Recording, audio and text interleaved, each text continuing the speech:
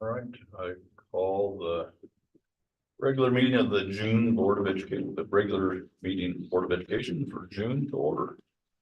Welcome our guest. Could I get the motion to approve the agenda with the addition of action item 9.4 related service contacts? I move we approve the agenda. I'll second.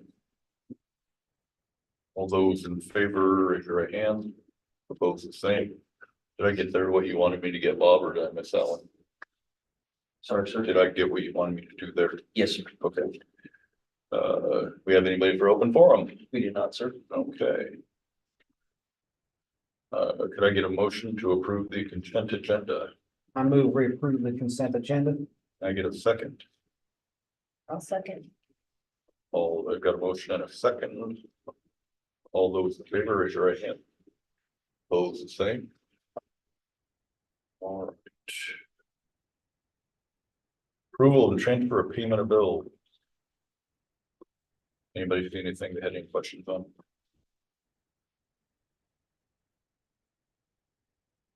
Okay, can I get a motion to approve the transfer and payment of bills? I move we approve the transfer and payment of bills. Can I get a second? I'll second. Further discussion? Hearing none. All those in favor, raise your hand. Opposed, the same. 6.1, teacher and staff recognition. All right, we're really excited to run a formal teacher and staff member of the year process this year. Our staff was asked to nominate teachers and classified staff separately.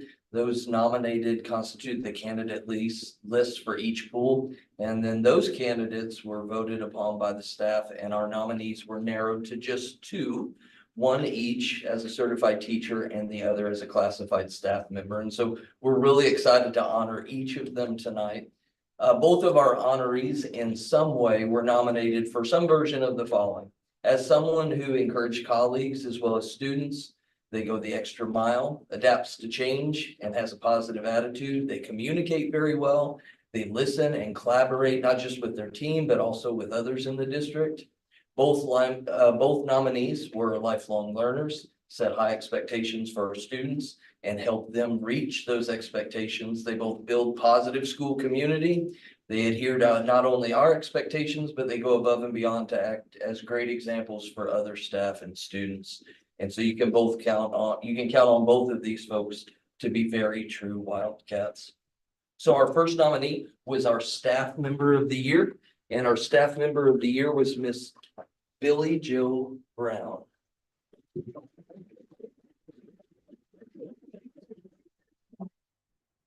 So this is the first time that Billy actually gets to see this, but each of our staff members of the year actually received an individual award with their name on it. But we also had some plaques made for our board office, and they'll hang just inside there to the left. And we'll just keep adding those names by date range for each staff member. You'll see Billy Jo pretty much everywhere the Wildcats are for any home event. Pretty much anytime, day or night, from about 4 a.m. in the morning, you say? 4 a.m. in the morning. 10 to midnight. And that's what stuck out most about her nominations, was just everybody really recognizing that where the Wildcats are, Billy is. Congratulations.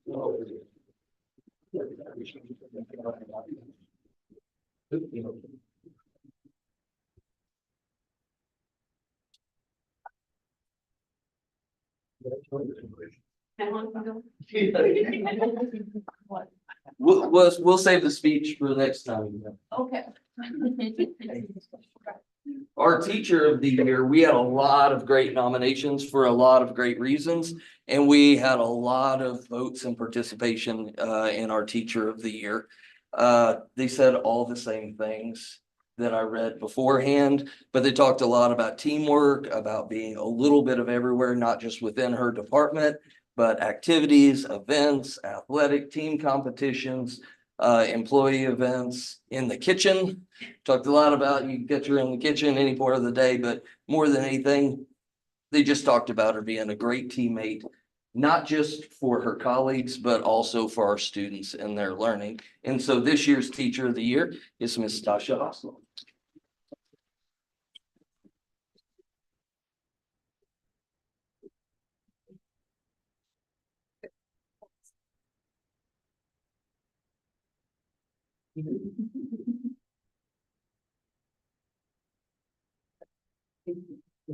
Sorry. Clubhouse got going on, if that's okay. Yeah. Thanks, guys. Thank you. Thank you. Well, what I didn't mention with our Certified Teacher of the Year, Tasha has agreed to go ahead and enter into the process for application to be a Regional Teacher of the Year also. So we look forward to supporting her as she pursues that endeavor, and we hope and think she'll make it far. She's been great for us. All right, very good. Middle school, high school report. Good evening and happy summer, right? It's just so quiet around here, at least in my building it is.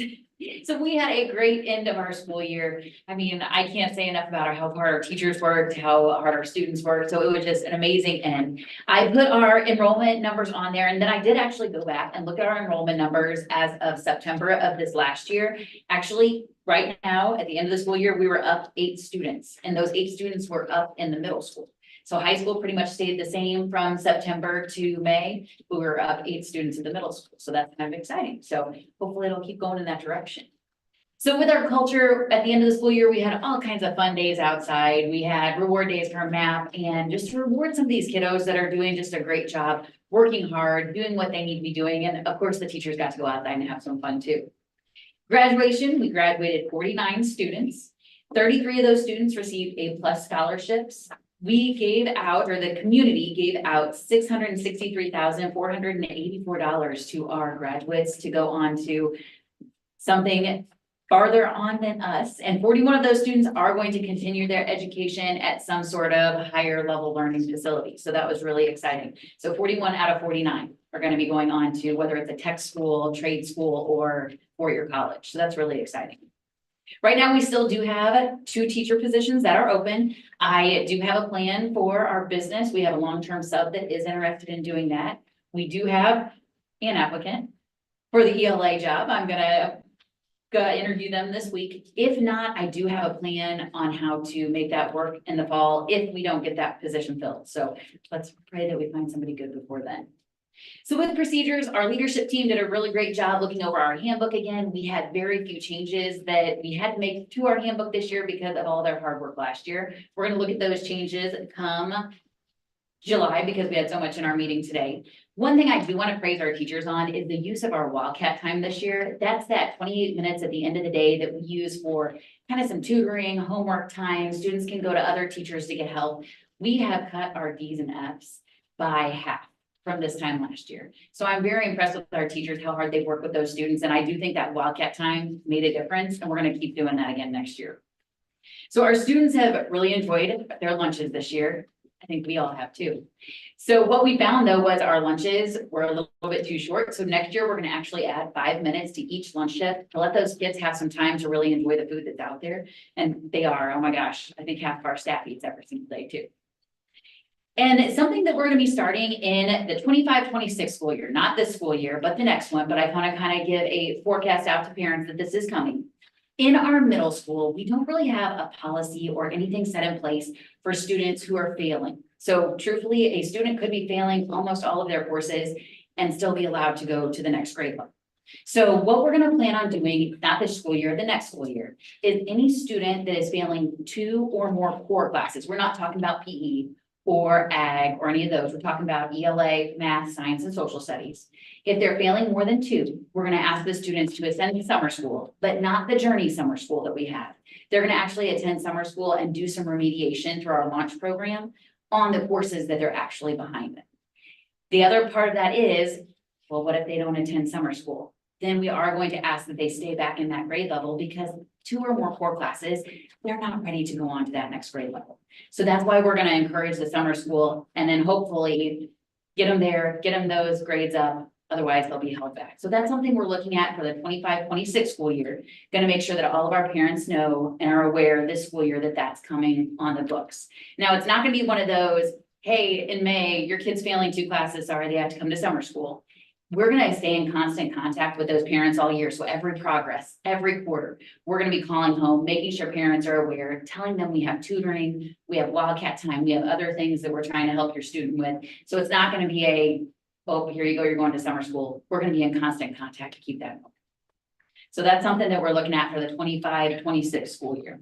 Is the idea that we're really, so if they've struggled in 2 or more, so you're gonna remediate in those 2 or more, and the idea is that they're just prepared for the next school year, and that's essentially all we're doing in summer school versus our typical program. Yeah, so our typical program in summer school, it's more of a fun enrichment summer school. Part of the day, they actually do their classwork, or it's really not classwork, it's fun classwork, if that makes sense. Then in the afternoons, in our summer school we have now, it's more of a fun, we're gonna do science projects, we're gonna go out to PE, we're gonna do fun stuff. We wanna make sure that these students get actually core classes, and that's through our launch program that'll be with an actual teacher in the classroom. So they can get some remediation, so they are ready to go to that next grade level versus being behind those students that are already going on with those higher grades. And if they're successful through summer school, then they'll advance. Yep, if they are successful through summer school, they attend every day, they go on with their cohort just like they normally would in regular classroom. Have you found, so we have middle school students that attend summer school, and you may not be aware of these numbers. Sorry for putting you on the Oh, that's spot all right. here. Are the students who struggle in one of those 4 core classes the same students that attend Journeys for summer school? There are a few, like I can think of a few students off the top of my head that did fail probably 2 or more core classes.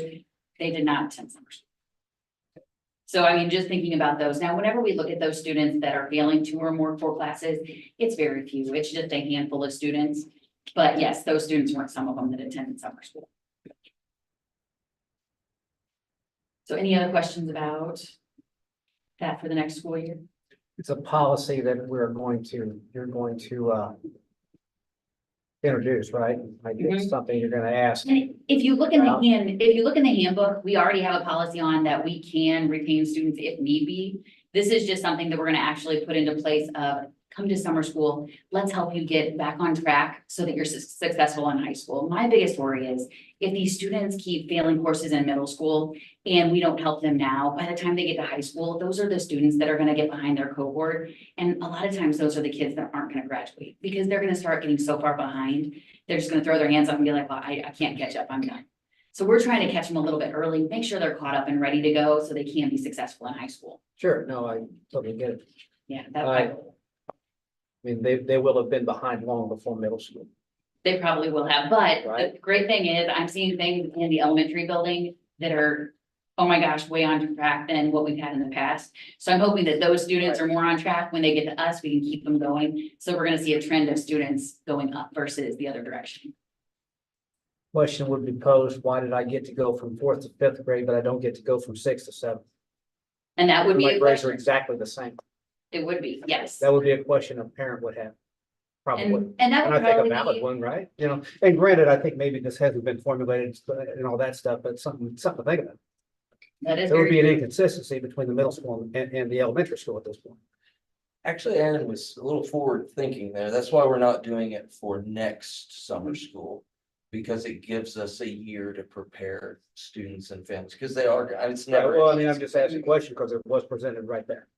Right, for not There you go. this year going into next summer school, for the following academic year. I going understand, in. yeah, I get it, but like, I mean, Yep, and the difference also is we go by grades. The elementary school does the standard-based grading. So we'd also have to look at, what constitutes students in the elementary school kind of needing to have that remediation versus the middle school and high school with the actual grades. So that's something else to look at as well. just one's talking about retention, one, there are strong arguments on both sides of that. Mhm. One can get hit with a bunch of data that says that is completely counterproductive to do.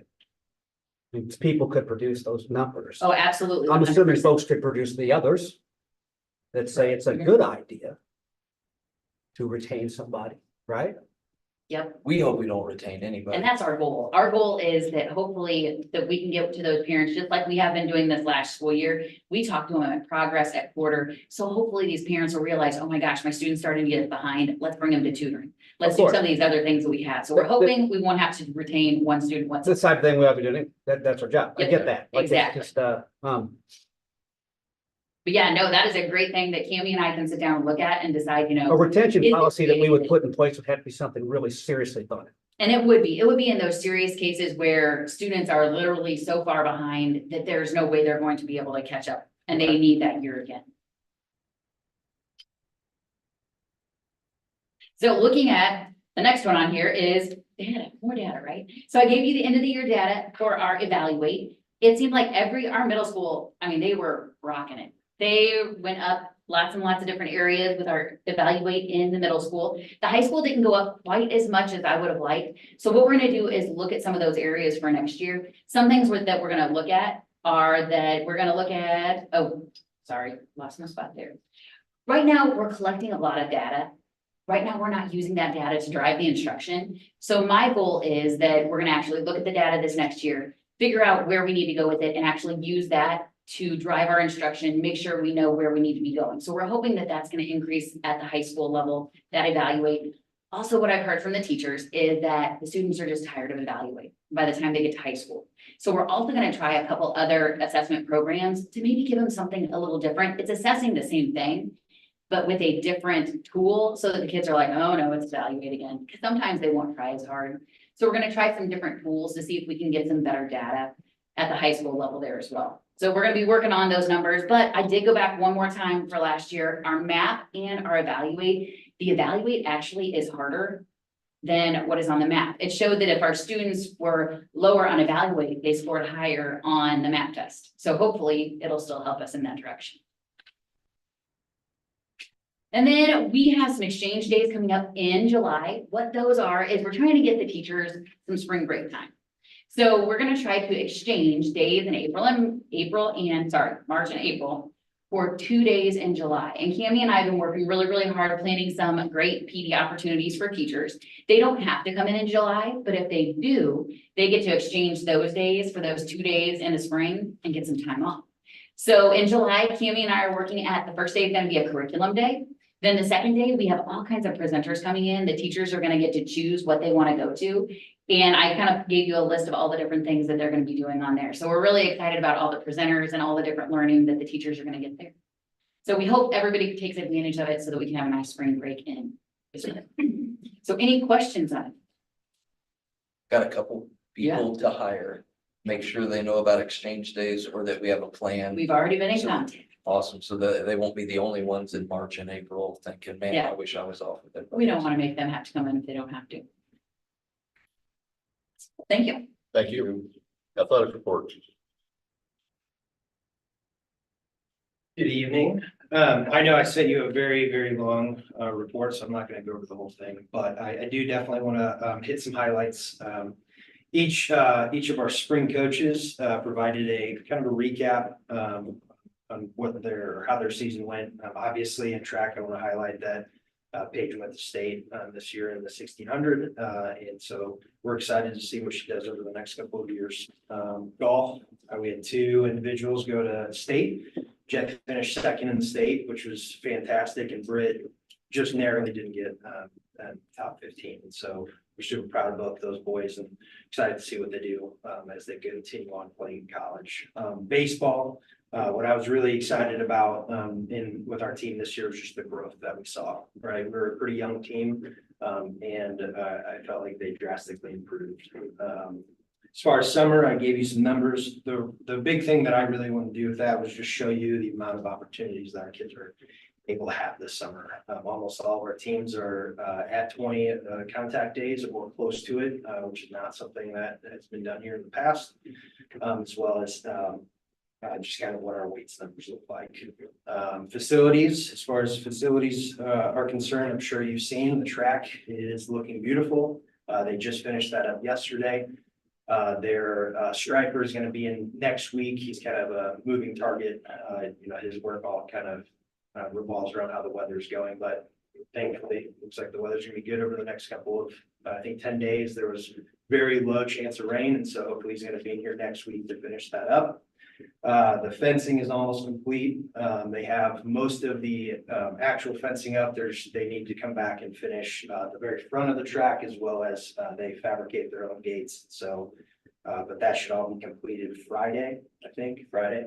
And so I think overall, when we kind of look at that facility, it is, in top-notch shape. And so, I'm pumped for our kids to be able to experience that and our community to come out and see. And then finally, our stadium lights will be up mid to late July. I am kind of working through a report for you, but I am very excited. I was out there with the light guy and we took some light measurements, and the amount of light increase that's going to happen is very, very exciting. And so just so you kind of a small glimpse of that, our average candle light right now is 6, and our average candle light next year will be 30. And so not to mention the different kinds of light, what the human eye can actually register and process and use. We are switching types of lights, and so it's going from about 65% to 96%. So it's going to be kind of what I've heard in the field house when we got LEDs in there, everyone was like shielding their eyes. I think we're going to be kind of on the same track there. And so very exciting. But like I said, I'll have that once that's all complete. I'll have kind of a report for you on that. Last year I presented an athlete GPA tracking. It was kind of a very watered down version of what I created for you this year.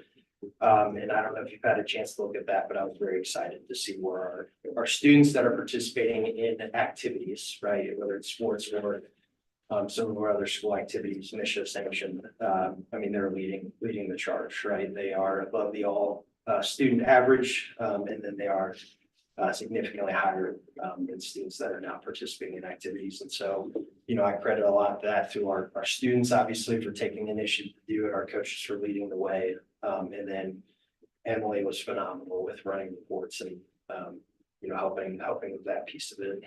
And then finally, I just kind of did a reflection of how I thought the 23-24 school year went. And so, if you have a chance to take a look at that, or I'm sure you already have, just some things that I thought we drastically improved on. Obviously, academic performance. I remember when I was hired, Neil Johnson asked me, what we're going to do about academics and athletes. And so that's something I'm super proud of, that we've,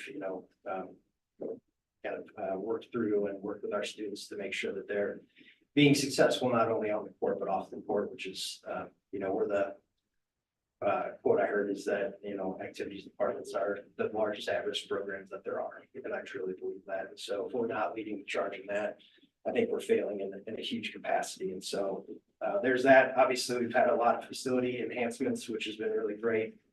Our programming, just kind of how we run our operations. I think, we didn't have any major hiccups in any of our events this year, which is great. Our participation numbers are up from 2007 to where we are now. There were only 4 years that we had higher participation rates.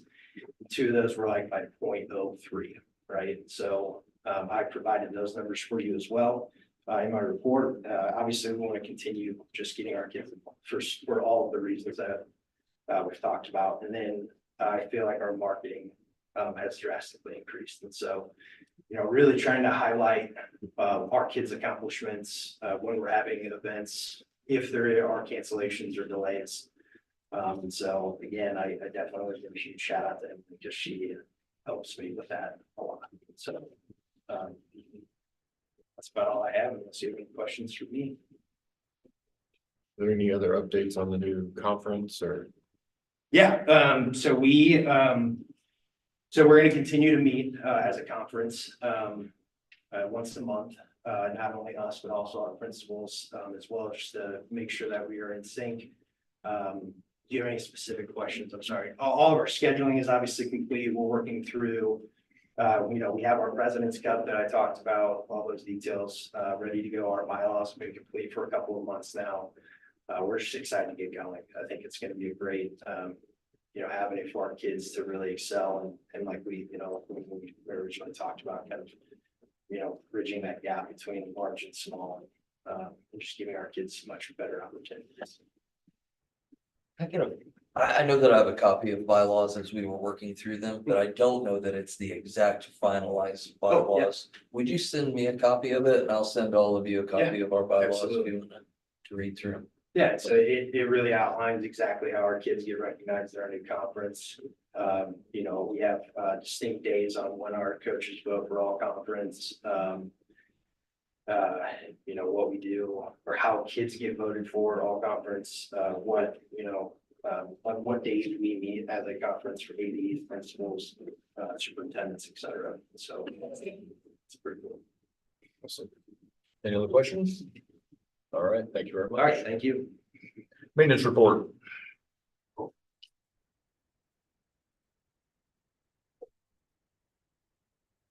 Evening, everyone. Just with our staffing and how we're doing this summer, everything is going great. Working really good as a team together. They're all following together, and then especially too with the little bit of extra help we got, we are pushing forward. I want to knock on wood before I say this, but we are ahead of schedule, so we're getting some very good stuff done that I'm gonna knock out for a while. So that's great. As far as scheduled maintenance and repairs, I'm still waiting on that pump seal for the geo system, through environmental energy. That was supposed to be done this month, but apparently there's a problem getting it in, so I've been contacting them every day. We're still running on one that's holding up fine, but that's something we're waiting on. I'm still also waiting for the fans for the field house. They are being manufactured now. They're supposed to be done in the middle of this month. Of course, that's not possible. So I'm checking on that at least every other day and getting feedback on that. So whenever I hear something, I can let you all know. Contracted services, just working with Central Foods, trying to get them finished up, cleaning up after that and getting everything ready to go, and about to do some finish work once they're out. Facility and grounds, grass it started to settle down, but there for a while it was pretty much for days of big thing. And trying to make everything look better out there, doing some landscaping, making sure everything is pristine whenever you drive up. It makes a good impression for everybody. So as far as future projects, we're still working on our summer project list, which I said it's still moving pretty good. We are pretty much ahead, knock on wood, so it should be able to maybe squeeze a few more that I didn't plan to get to. Oh yes, don't want to speak too soon, but we'll be starting the French drain project between the track and the baseball field the second week in July. So we'll be doing some construction up there. We got got it all marked out and make sure we weren't going to hit anything too crucial out there. So we're just going to try to get that drainage to full down with that the ditch on the side just a little better, and then try to straighten that ditch up. We're finding curved minutes. Then we'll put gravel on that and hopefully it'll help the aesthetics out there. As far as the wet water testing, everything's complete with that, and they have accepted everything that we sent in. I'm just still working on the reimbursement process. It's just a little fine details of getting them all of the receipts and everything that we sent in. We need to try to get over that. Other than that, just trying to keep everything moving, looking good. Questions? All right, thank you very much. Looks good. Superintendent report. Sure, many of you were excited about how short mine was.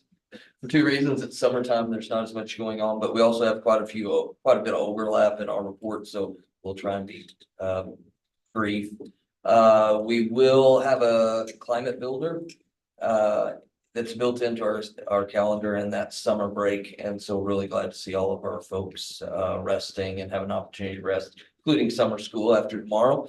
We're intentionally planning for culture through our campus improvement plans, and Amanda and I are working through having some sort of back to school mixer here in maybe end of July or August. Personnel staffing, our two outstanding openings there. The English applicant that we had looked really great on paper. We're excited to get her in and interview her. Professional development, exchange days. We're just trying to front load and promote participation in professional development. And then, of course, continuing to focus those efforts on our campus and district improvement plans. Deferred to Mr. Wilson. With facilities, we'll continue those improvements as budgets allow, including putting a culvert here on the back drive.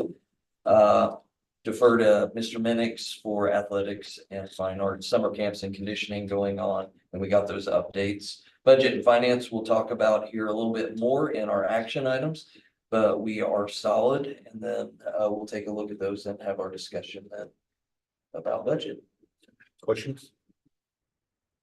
All right, on to discussion, review handbooks, elementary. Good evening. So there were not a whole lot of major changes to the elementary student handbook. Most of the things that were changed this year are just things that might have been outdated.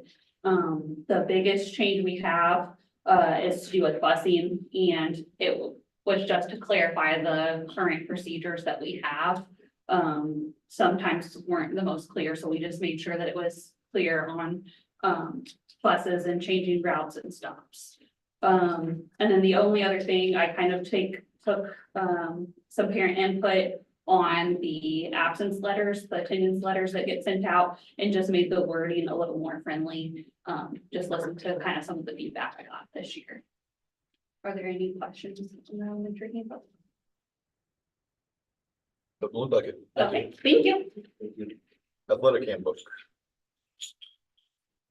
All right.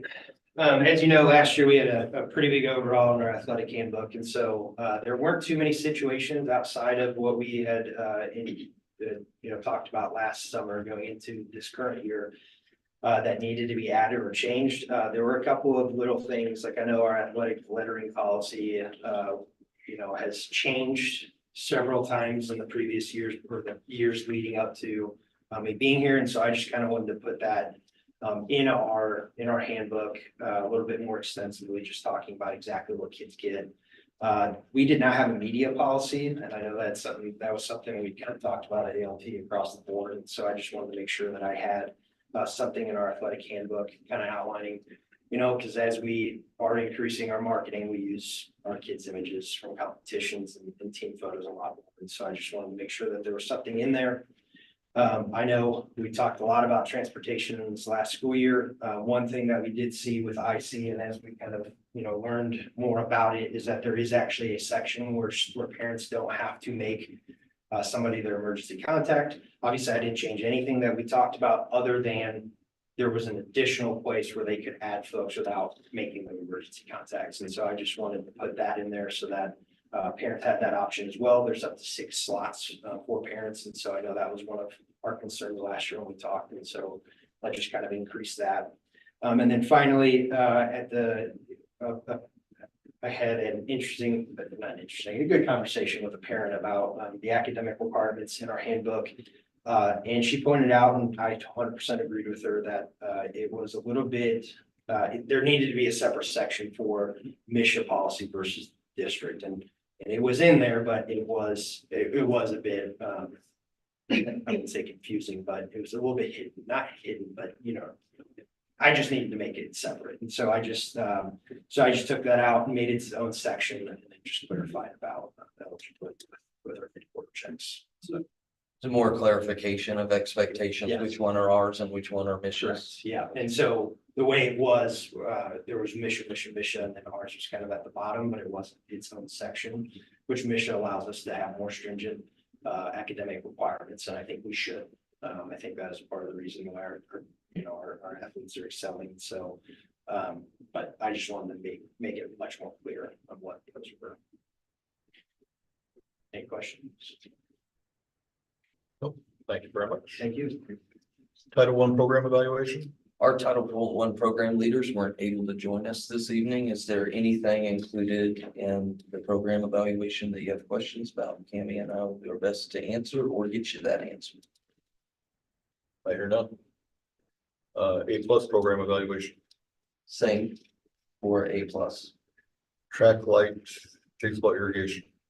Okay, so we had in that lease purchase, we had budgeted $500,000 just due to some differences in how we were approaching that, tearing it up versus resurfacing. We end up with some not extra money, it's the money we intended to spend, but we've already done what we intended to have done with it, and that'll total a little over 425,000. So we do have $75,000 left over that is already in our account. So the question becomes what we want to do with that.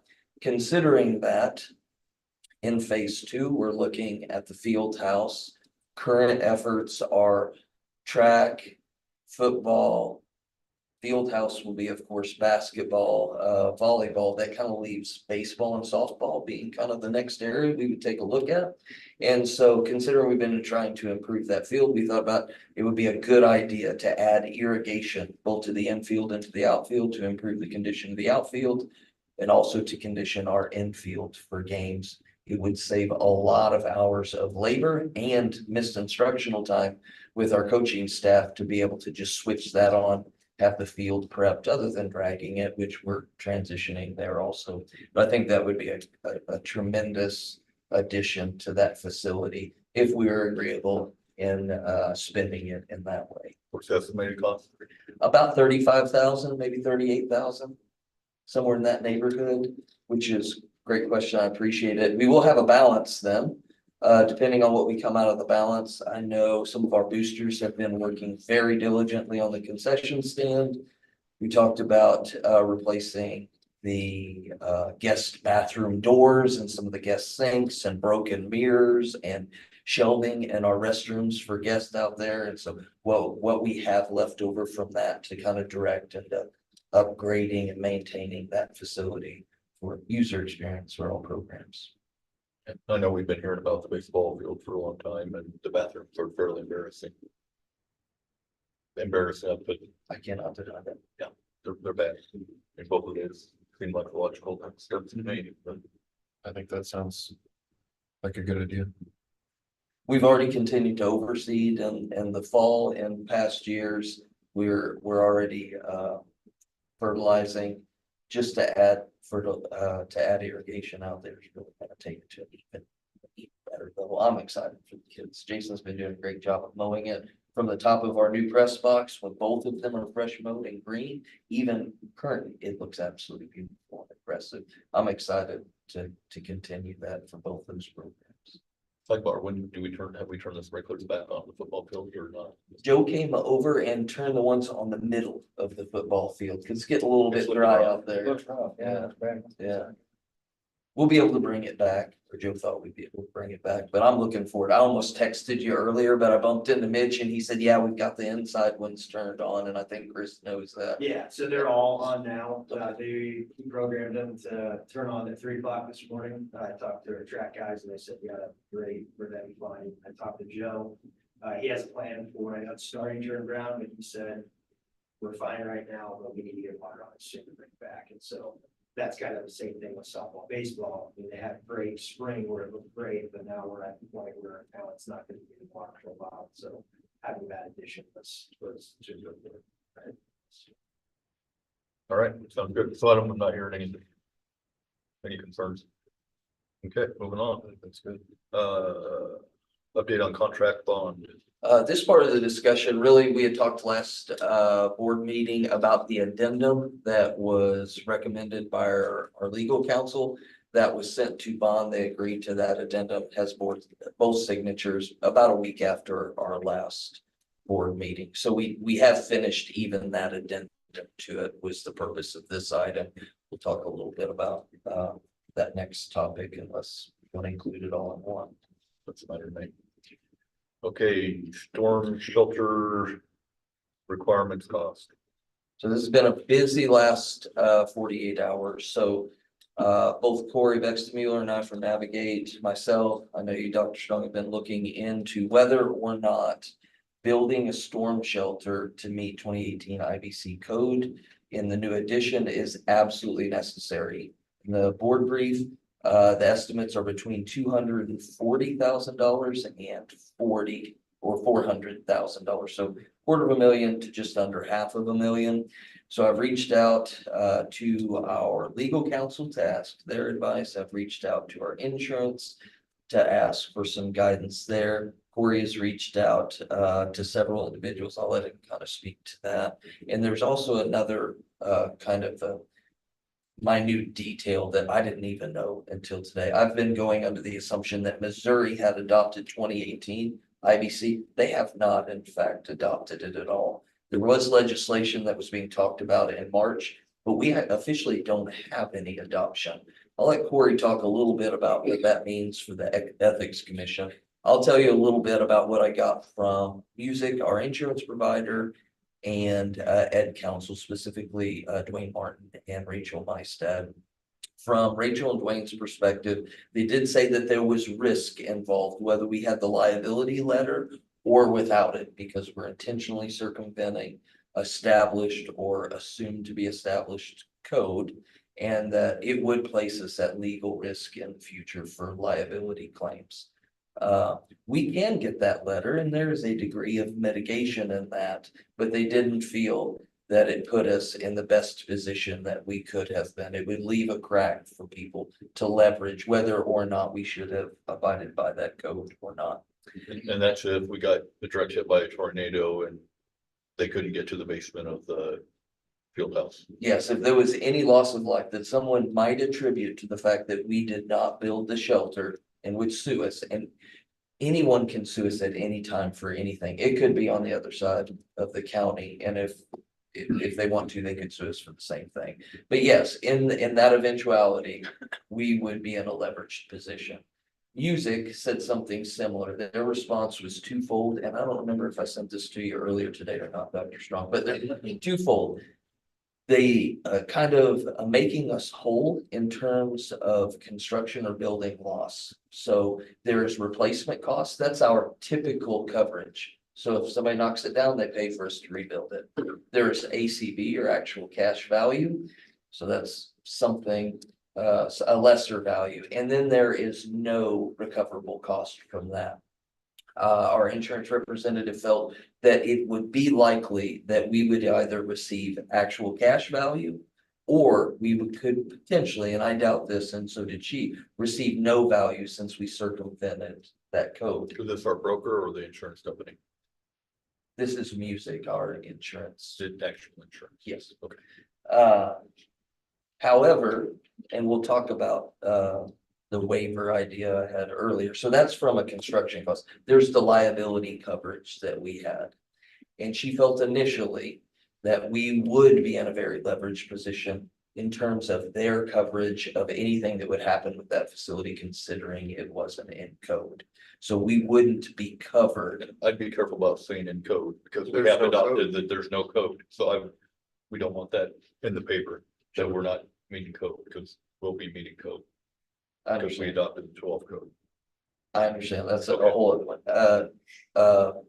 I didn't bring that up with insurance. I did bring that up with Rachel Mystad and Ed Council, and it didn't change her position any. She questioned whether or not we could do that at all, and kind of advised that that would mean that we would hold ourselves accountable for that, but not necessarily entities outside of our organization.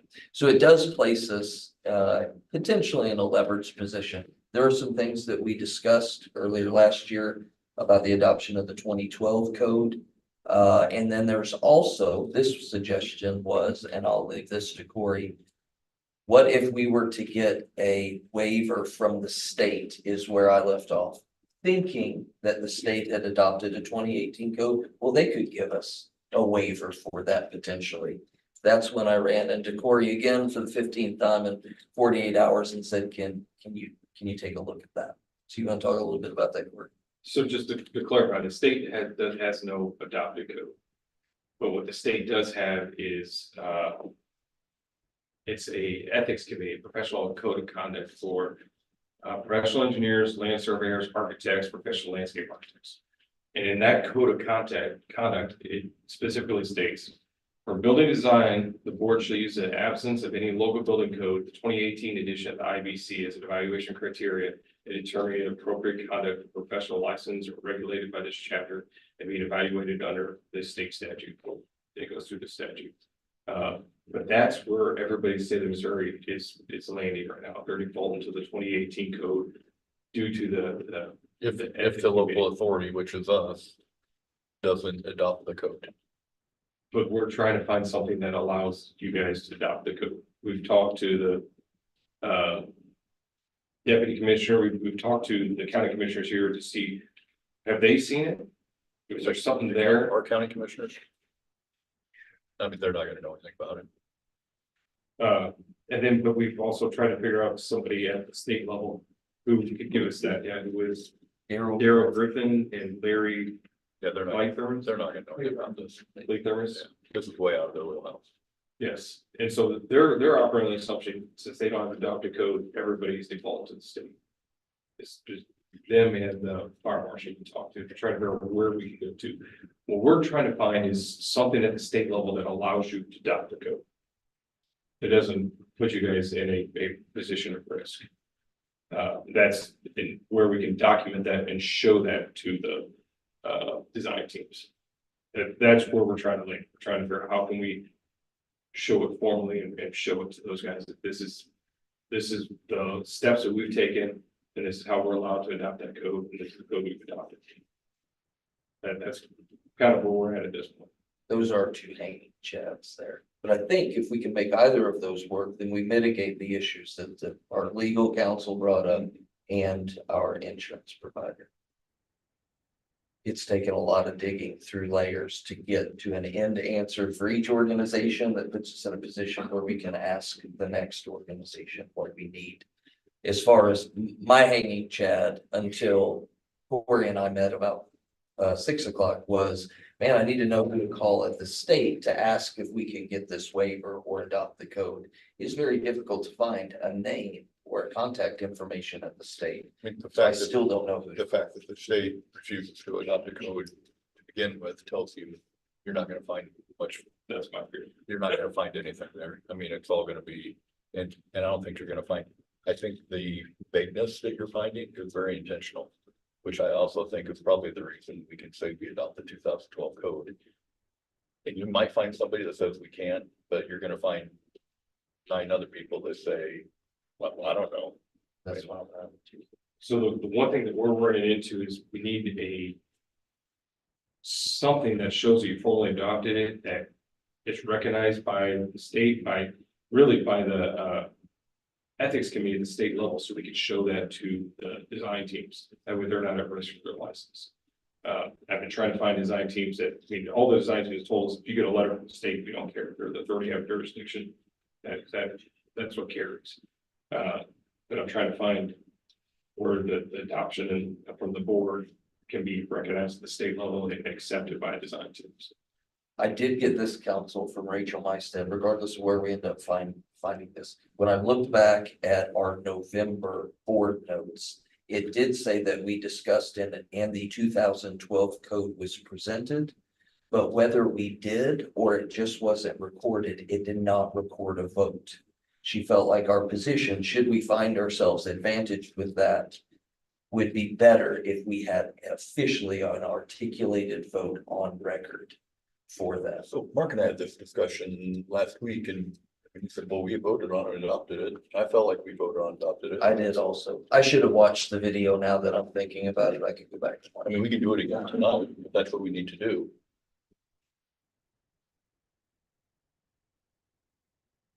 We may have just discussed it. I mean, I remember It we was were, unanimous discussion I that thought we, yeah.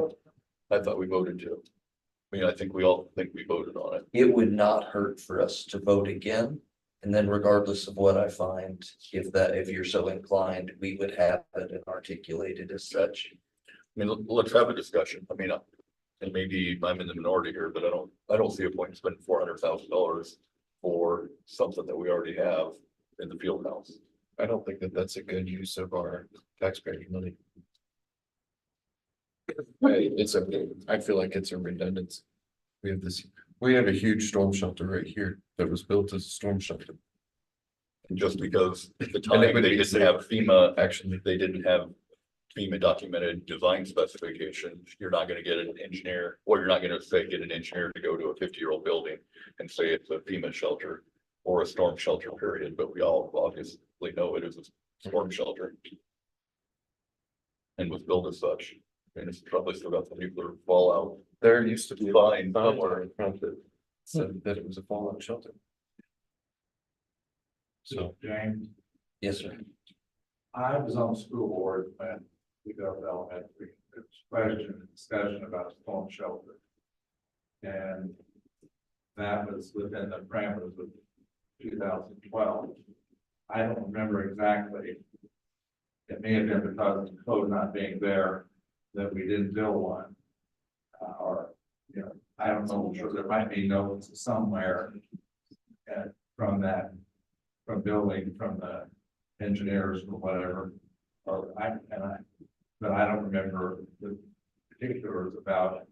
At the time, Decision on that point, but at the time we built that 2018 IBC wasn't in place at all. And so we were able to build it under 2012. 2012. Which in this case, if we did adopt 2012 and it were viable, it would help hold up. Then we would be under the same conditions and we could move forward without spending. And you know that we're in an interesting position where a lot of schools have newer schools that are built on slab on grade and don't have storm shelters, but we're in the unique position where we have that readily available right here. We'll continue to pursue that. And look under every nook and cranny to make it work, and then I'll continue reporting back. I think you're probably tired of getting texts from me with updates. A little bit. Do you want me to, do we want to, I think we need a motion. yeah. An action items? Yeah, well, yeah, you're right. When we get there. Anything else on that? Are we progressing otherwise? As far as, I mean, I went as far as to say, let's go find an architect that doesn't have a problem with us. Because 400,000, I mean, probably, what have we spent so far? On bond? oh, I have to go see the It buildings. hasn't been very impressive anyway. I mean, I've made it very clear to what I think, and I know what the community thinks of the performance of bond so far. And it's not been impressive. And at the last meeting, your counterpart made this statement when I asked him what's the strength of bond, he said, basically the part that we've just done, which is not a good sign. Okay. I would say before you release the bond, we need to find out other architects. I don't want to Absolutely. get stuck in the same boat where we can't find somebody who's willing to do it. Yep. Because I have been talking to other architects that have struggled to find one that's willing to do that. And if you guys adopt the code, the 2012 code here, I would try to find out from legal, whoever, somebody could tell us that some type of document trail or documentation we could show with our design teams. So that would be very beneficial in us trying to find a design team that's willing to follow through on it. One, they should feel it upholds their license, it doesn't put them at risk. That's the big hurdle, trying to make sure one that feels like their license is in their pressure. Figure out who the authority having jurisdiction is, and it doesn't, I guess it's the city, or are we in the city limits now? or not? We're not. Okay. You want over there, but this is. I thought that might be our saving grace early on, was without a county code, then, well, that is the lowest Yeah. authority, and if they don't. Because They don't have one, we can dictate what we use. Right, the logic would be that anything not included in the county, we would have to go with the most stringent. And so early, I'm learning through this process. And this is something that we've heard rumors of over and over and over that districts adopt their own code. Through this process for the past year or so, I can't find anybody who's done it. So our mutual contact. Yeah. Gave me the name of the school, and I couldn't tell you, he won't give it to me now, but he told me, There was one. he told me the name of a school that had done it. Yeah, it's like the rumor that everybody hears about. I can't track it down. Okay, let me see if I can. Yeah. I'll go through my old text messages, see if I can find it. But he did tell me who that school was. Okay. Questions? All right, perfect. Moving on. Summer lunch program, Can I have one point? Yep. Are you guys planning to try to vote adopt the code? yeah, we're gonna do that next. Yeah, as soon as we get to action items, we'll make that 9.5. That works. Thank you.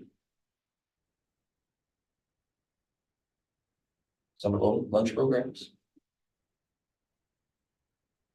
Our free and reduced lunch rates falling below the state adequacy. What that means is that technically we will not technically, we will not qualify for free lunches for summer school next year. What I've asked, what we're doing from a bookkeeping standpoint and from a cafeteria standpoint, we're gonna get to the end of summer school, figure out exactly what it costs us and see what the impact is gonna be on our budget, and we'll ROI that. We do think that free and reduced lunch or free entire lunch brings kids in to participate. We want them to participate. So we're gonna try our best to cover those if we can. I'll present that option to you guys and we'll make a decision when we can see the numbers. I have a question about it. Is this due to less, what we perceive as less free and reduced qualifying students, or is it less free and reduced qualifying students filling out the paperwork? We have increased number of families filling out the paperwork and a decrease in the number of families that the state identifies and says you qualify. Okay. And so we have actually increased our participation in the application process. Great job to our admin team. However, our stack of refusals this year was about 2 or 3 inches. It's the highest that it's ever been in quite a while. And that just changing criteria at the state level. I just didn't want it to be that people weren't filling out the paperwork, and so. You get it. Right, not this year, last year, we thought that might be the case, which is why we pushed really hard this year, and we did have great turnout. We just had a lot of folks that didn't qualify. Okay. All right, action items 9.1, amend the 23-24 budget to actuals. This is something that we do every year. It's just a basic accounting strategy to amend that to what our actual revenues and expenditures were, streamlines the audit process, essentially indicates that we spent our money where we intended to. Like many of you know, much of our projected budget is just that, it's a projection, not knowing tax rates, not knowing budgets, not at the state level, federal level, we have to anticipate revenues. Expenditures, we can control quite a bit more, but based on that, pretty common practice to amend budget to actuals at the end of each school year. Can I get a motion to amend the 23-24 budget to actual? I move we amend the 23-24 budget to actuals. I'll second.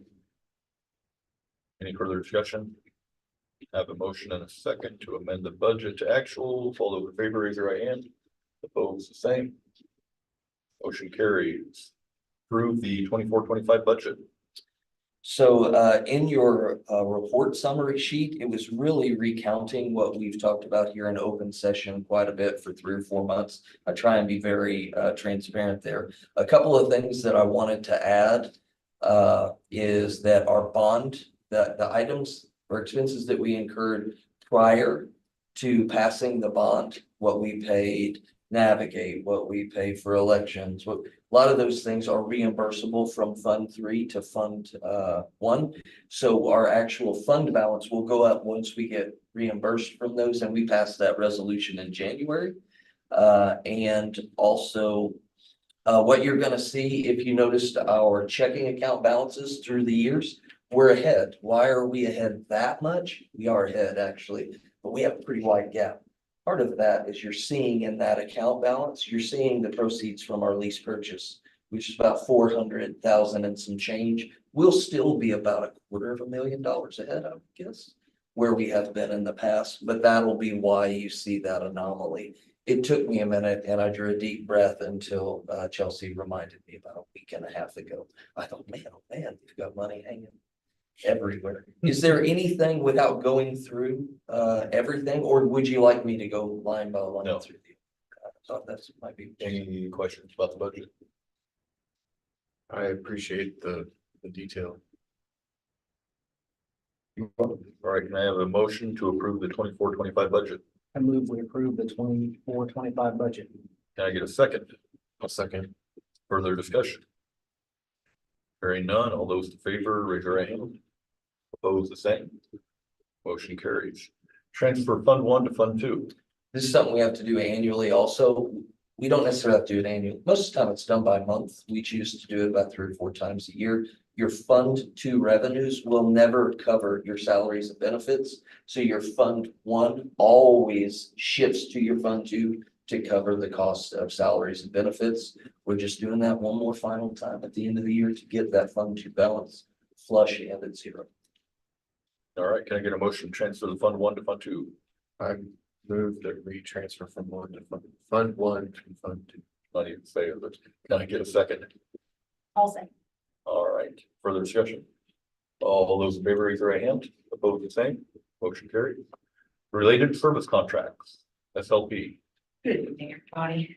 I'm gonna start by apologizing. I typically include in like kind of summary to go over everything, so Chelsea asked me where that was and I apologize. Forgot to attach it when I sent everything over to her, so just to kind of overview, Michelle didn't leave. It's just kind of like a restructuring of different positions. So what I am presenting is just to kind of fill in for due to those restructuring of duties, just to ensure we're compliant and getting all those services for those students that do receive speech and language. We had a couple different bids presented to us. The one that I'm going to recommend is Making Connections. They presented a pretty flexible competitive contract that gives us the ability to have an SLP in there instead of an SLP assistant, which is very attractive and really excited about what we can accomplish. If you guys want to read that. Any concerns, questions? Okay, can I get a motion to approve the SLP contract? I'll move to approve the SLP plan. Can I get a second? I'll second. All right, further discussion? All those in favor, raise your right hand. Opposed, the same. All right, I appreciate it. thank you. Now I'd entertain a motion to adopt the 2012 building code. What's the exact term I need to use? IBC. Okay. I move that we adopt the, Or maybe we should say re-adopt. I think we did it in November, yeah, but I move that we re-adopt our, the 2012 IBC building code for the Osage County R2 School District. Second. further discussion? All those in favor, raise their right hands. Opposed, the same. All right, motion carries. Announcements, the next regular meeting of the Board of Education will be on July 18th. Oh, July, is that still work for everybody? We're getting in the middle of July when everybody has vacations and everything else. We're all good. Good, just want to make sure we had a quorum. With that, Brad, I'll entertain a I moved to adjourn to closed session pursuant of RSMO 610.021 ASD subsections 13 relative to personally identifiable employment information and 3 personnel actions. all right. Got a motion, can I get a second? Second. Roll call vote, Brad? Yes. Lori? Yes. Naomi? Yes. Mark? Yes. Fred? Yes. Cross out Jamie, and I'm yes, we are adjourned to closed session. Thank you very much. Should have said something before that, Brad. I figured it out. Gotcha. If it's ever any, those are our big 4. If it's ever anything else, I'll send an addendum.